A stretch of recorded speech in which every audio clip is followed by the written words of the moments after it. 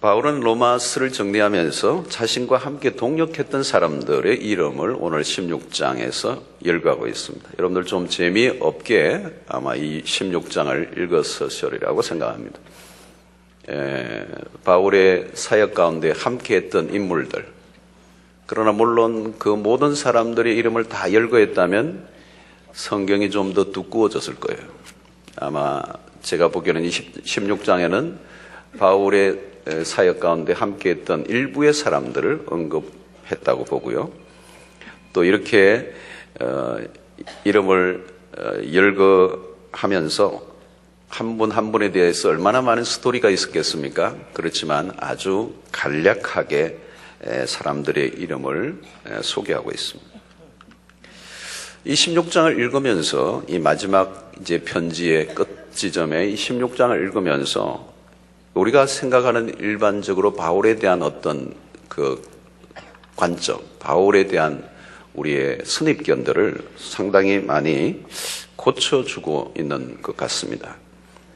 우리가 가지는 일반적인 바울에 대한 생각은 어떤가 하면 아주 그는 용의주도하고 목적지향적인 그런 사람으로서 사람들과의 관계는 좀 더 소극적이었지 않았을까 그렇게 생각이 돼요. 그런데 이 본문에서 이 바울에 대한 고정관념이 끼어집니다. 그는 수많은 동역자들과 아주 아름다운 그런 관계를 맺고 있는 것을 보게 되죠. 바울은 홀로 사역한 사람이 아닙니다. 주변에 많은 사람들이 항상 있었어요. 충실한 동역자들이 많았습니다. 바울은 로마서를 마무리하면서 그와 함께 했던 동역자들에 대한 문안으로 이제 마무리를 짓고 있습니다. 16장에서 우리는 사도 바울에 대해서 인간적으로 아주 따뜻함을 느끼게 되는데요. 앞서서 리더십을 발휘하다 보면 본의 아니게 사람들에게 오해를 받을 때가 많습니다. 이 리더십은 앞장을 서야 되고 일을 이루어야 되기 때문에 때로는 많은 사람들에게 오해를 받는 경향이 많습니다. 그래서 리더들이 주로 사람보다 일을, 관계보다 목적을 더 중요하게 여기는 것처럼 보일 때가 있습니다. 특별히 우리가 사도행전에서 바나바와 바울을 비교할 때 바나바는 주로 관계 중심이고 바울은 사역 중심이다. 이렇게 우리가 일반적으로 이해하고 있습니다. 특별히 어떤 사건이 있었습니까? 사도행전에서 보면 마가라고 하는 사람을 선교 여행에 동참시키는 문제들로 인해서 바나바와 바울이 심한 격론을 벌이죠. 다투게 됩니다. 바나바는 그냥 좀 부족해도 품고 가자, 같이 가자. 바울은 이전의 전력으로 보아서 또 선교 여행에 상당한 문제를 일으켜서 우리의 선교 여행에 어떤 절차의 문제 과정에 문제가 있을 수 있다.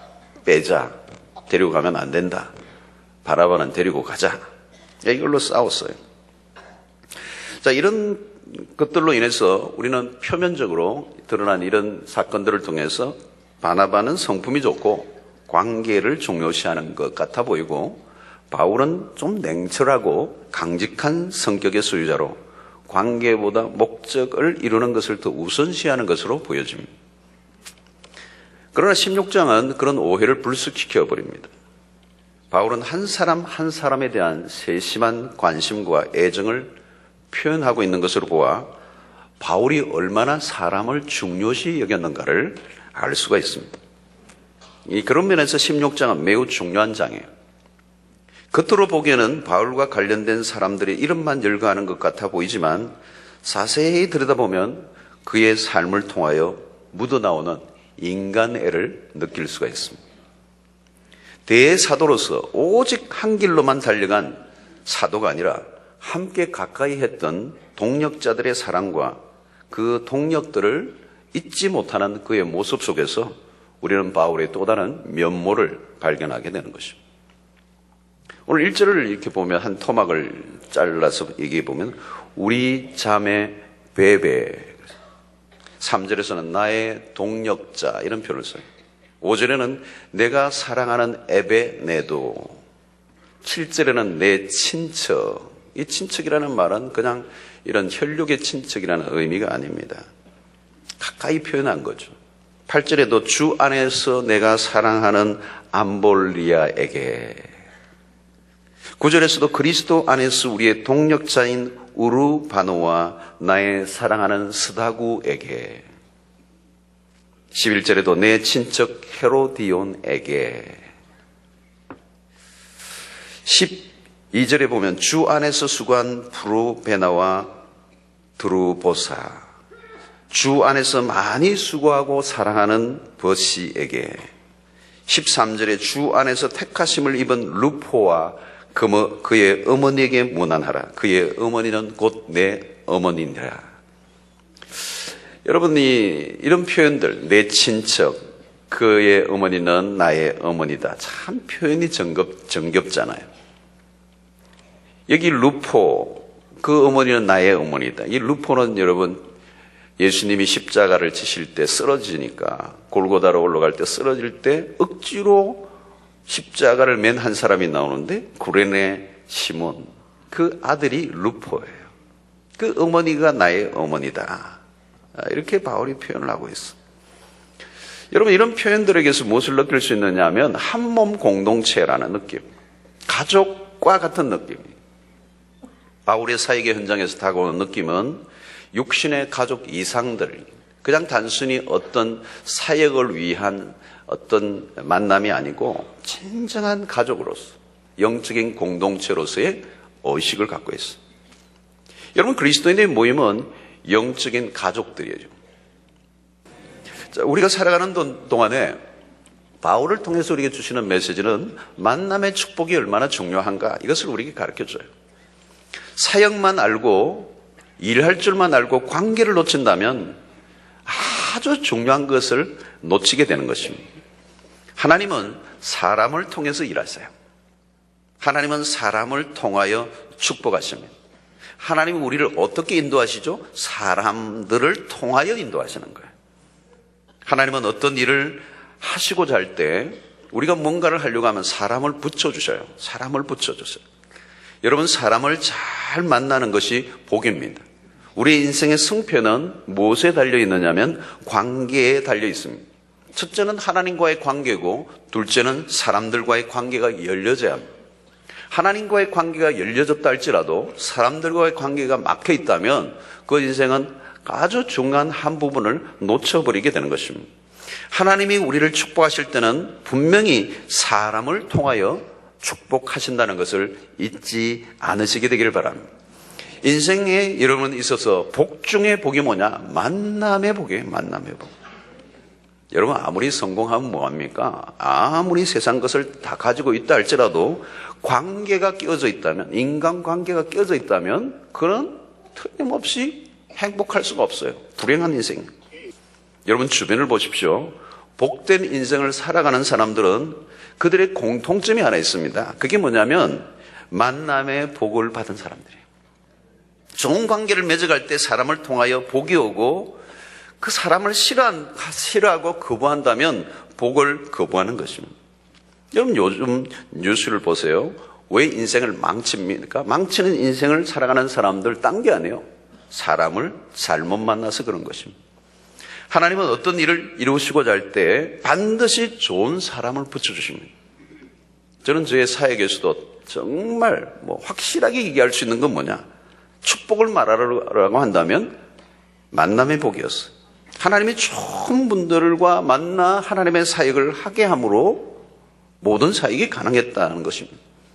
바울의 사역은 수없는 사람들을 통하여 일어나는 것입니다. 그러면 여러분들이 기도하실 때 우리의 일평생 우리의 잊지 말아야 될 기도 제목 가운데 하나가 뭐냐? 하나님, 인생의 길목마다 좋은 만남의 복을 허락해 주십시오.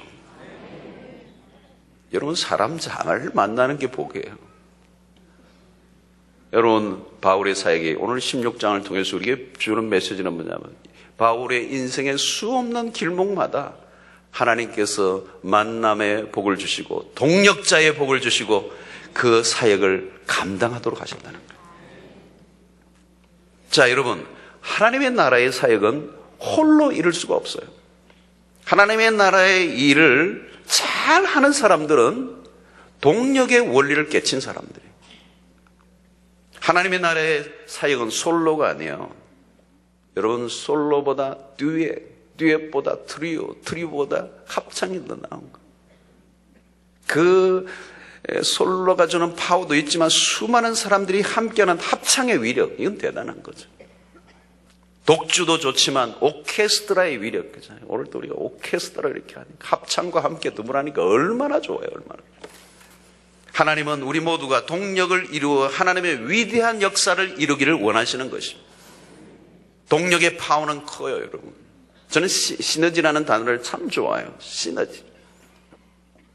우리 교육자들과 함께 날마다 얘기 나누는 시너지를 이루어야 된다. 혼자 똑똑하면 뭐하냐? 함께 모여 시너지를 이루는 거예요. 상승작용이라는 거잖아요. 상승작용. 1과 1이 만나서 상승작용을 일으키면 2가 아니라 어마어마한 역사가 일어나는 거예요. 동력의 힘은 아무리 강조해도 부족합니다. 하나님의 나라는 동력을 통해서 이루어집니다. 하나님의 나라의 사역에는 독불장군이 없습니다. 독불장군이 할 수 있는 일은 없어요. 바울이 탁월한 사역자였음이 틀림없습니다. 바울 사도와 같은 인물은 참으로 특별하죠. 그러나 그는 동력자들과 함께 그 일을 이루었습니다. 그가 이루어낸 업적들, 3차 선교 여행을 통하여 세워진 교회들, 그의 탁월한 서신들, 얼마나 많은 일들이 일어났습니까? 그런데 아무리 탁월했던 사역자 바울이라고 해도 그가 홀로 결코 그렇게 아름다운 사역을 감당할 수 없었다는 것을 오늘 16장에서 밝히고 있는 것입니다. 바울이 바울 될 수 있었던 것은 여기에 등장한 인물들 때문에 가능했다는 것. 바울이 여기 16장에서 동력한 사람들의 이름을 열거하는 이유는 그들에 대한 감사도 있겠지만 동력의 원리를 우리에게 일깨워주고 있는 것입니다. 하나님의 나라는 홀로가 아니라 함께 하는 것이라는 것을 명백하게 가르쳐주고 있는 것입니다. 여러분, 여기에 기록된 사람들보다 언급되지 않은 동력자들의 수가 더 많아요. 무명의 인물들이 수없이 많습니다. 그리고 우리는 여기 기록된 이름들을 읽다 보면 생소하고 책을 듣고 나면 아마 기억도 안 될 겁니다. 그러나 이들은 결코 바울과 함께 수고한 하나님의 나라의 주역들이고 이들이 없었으면 아무것도 바울이 할 수 없었어요. 그래서 바울이 지금 그들의 이름을 언급하는 이유는 무엇일까요? 바울은 자신의 사역에서 주어진 영광이 있다면 이들과 좀 함께 나누고 싶어 하는 것입니다. 자신의 이 받은 환대만큼 다른 사람들도 환대를 받기 원하는 마음이 오늘 이 기록 속에서 엿보이고 있습니다. 지금 바울은 한 사람 한 사람의 이름을 불러 무대로 이끌어내고 있어요. 그때마다 청중들 그리고 주님께서 박수를 쳐주실 것을 연상하면서 카메라의 렌즈를 지금 한 사람 한 사람에게 비추고 있습니다. 여러분, 오늘 신약 성경을 읽으면서 우리가 로마서의 마지막 편을 읽으면서 우리는 생소한 일이지만 그 이름을 기록해 놨다는 것은 굉장히 영광스러운 일입니다. 바울은 표면적으로 드러난 사역자라면 여기 나오는 인물들은 숨겨진 영웅들이라고 말할 수 있습니다. 우리 모두는 각자의 배역 혹은 은사가 다르지만 귀중하지 않은 사역은 한 사람도 없어요. 여러분들 중에 드러나지 않은 사역들을 하고 있을지라도 결코 그 일은 작은 일이 아니에요.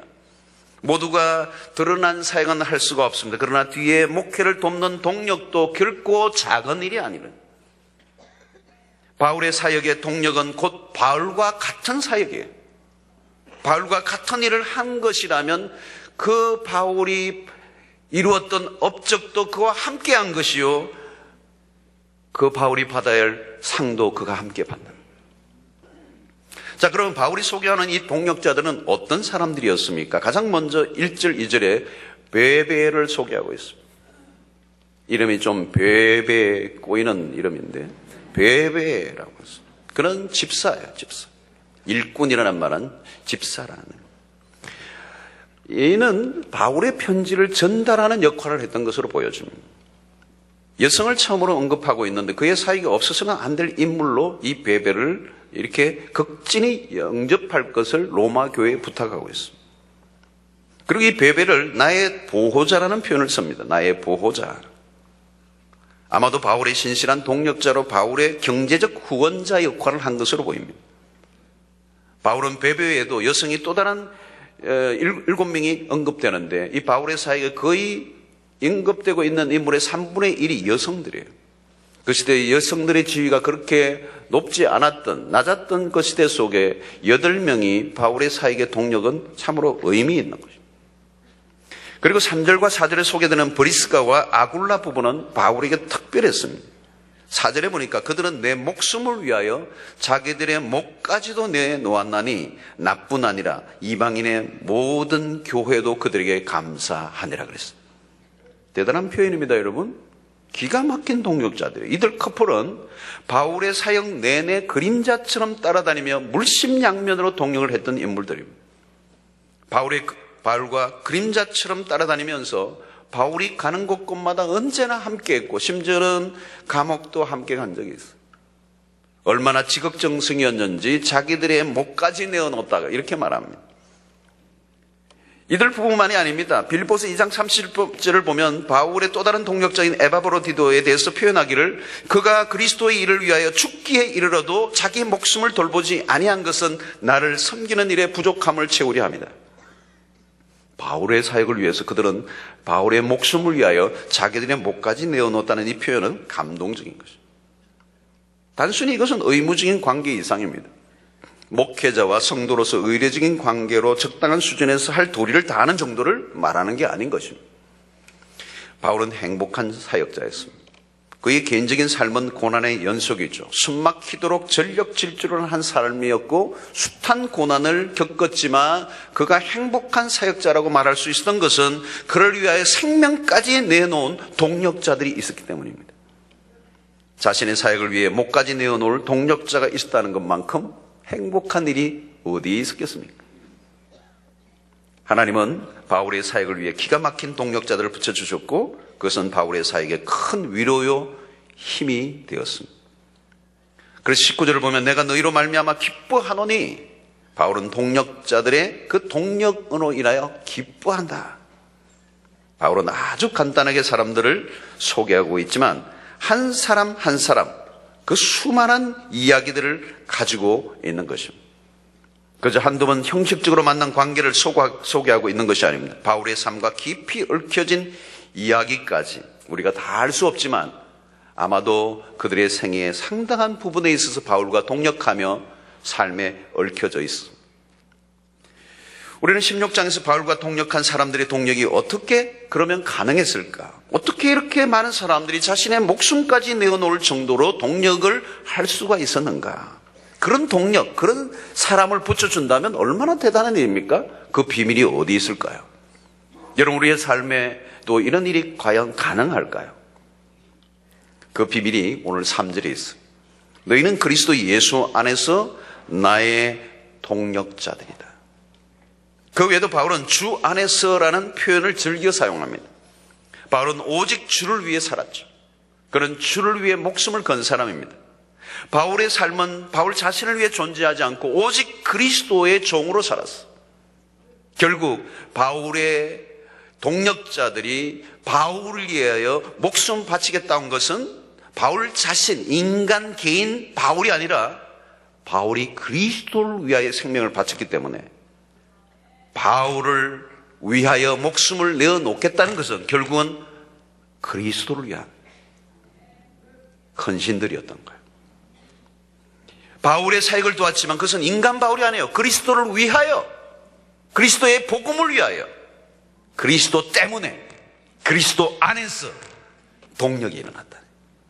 여러분, 오늘도 마찬가지예요. 우리가 주를 위하여 살고자 하면,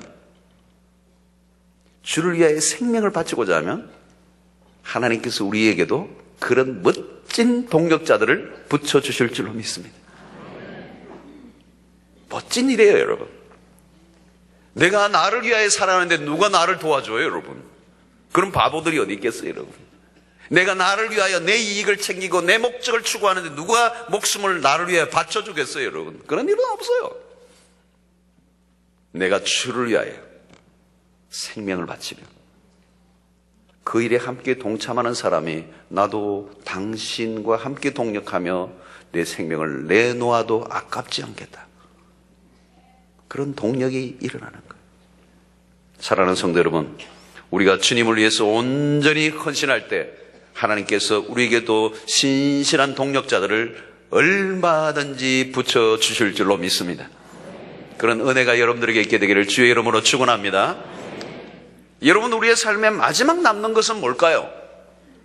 여러분이 우리의 인생의 마지막 무엇을 남기고 싶으세요? 바울을 통하여 우리에게 주는 메시지는 사람이에요. 뭘 남길 거냐?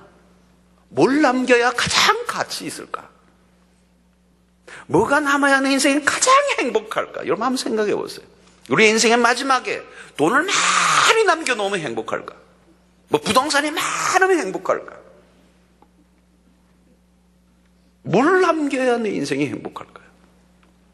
바울은 오늘 로마서를 끝맺으면서 사람을 기록하고 있어. 사람.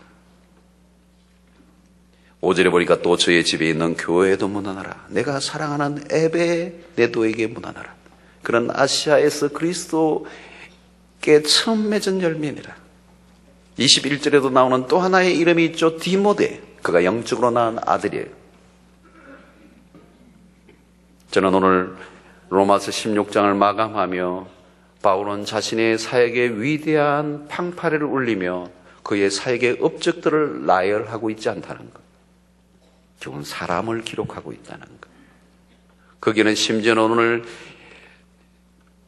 뒤쪽에 보면 22절과 같은 데는 이 편지를 기록하는 나 드디어도 주 안에서 너에게 무언하노라. 아마 이 로마서를 구술로 한 것 같아요. 그것을 받아 적은 사람까지도 바울은 놓치지 않고 그들을 격려하고 성경에 기록해 놓았어. 우리의 삶을 살아가는 날들 동안에 여러분들은 누군가에게 동력자가 된다면 그 주역을 된 주된 사역을 하는 뒤에 묻혀진 사역자라고 해서 여러분 그걸 소홀히 여기지 마십시오. 그것은 그와 동일한 사역이에요. 그리고 또 내가 어떤 사역을 주도적으로 한다면 하나님이 나에게 좋은 사역자들을 붙여달라고 기도하십시오. 이것은 주님의 나라를 위할 뿐만 아니라 여러분들의 개인의 삶에, 여러분의 인생의 모든 영역에 최고의 복은 사람을 통하여 온다는 사실을 기억하시고 하나님께서 좋은 사람을 붙여주시도록 기도하시되 그 사람은 그저 하늘에서 떨어지는 것이 아니고 우리가 복음으로 낳은, 복음으로 인하여 만들어진 그리스도 안에서의 일꾼들이 결국은 동력자가 된다는 사실. 울며 씨를 뿌릴 때 기쁨으로 단을 거두는 은혜가 있게 될 줄로 믿습니다. 결국은 이 16장의 모든 인물들은 그리스도 안에서 만난 사람들이요, 그리고 복음 안에서 맺어진 열매들인 것입니다. 열매는 씨를 뿌린 자가 거두는 것입니다. 바울의 사역 속에 그 숱한 날들, 여러분 이 브리스길라와 아굴라와 같은 이 부부는 바울의 생애의 전체를 통틀어 기가 막힌 공헌을 한 사람들. 그러나 그저 만들어진 게 아니죠. 숱한 날 복음과 함께 살았던 삶의 과정 속에서 만들어진 열매란 말이죠. 사람이 그저 떨어지는 것이 아니고 우리가 복음 안에서 그리스도를 위하여 온전한 헌신된 삶을 살아가게 될 때 하나님께서 우리에게 필요한 대로 사람을 붙여주시고 그 사람들을 통하여 하나님의 위대한 역사들을 능히 이루실 줄로 믿습니다. 독불장군으로 홀로 독야 청청하며 살아가지 마시고 주변에 하나님의 사람들과 함께하는 법을 배우시고 일만 아니라 관계를 중요하게 여기시고 더불어 함께 주의 나라를 세워가는 일에 쓰임받는 여러분들 되시기를 주의 이름으로 축원합니다.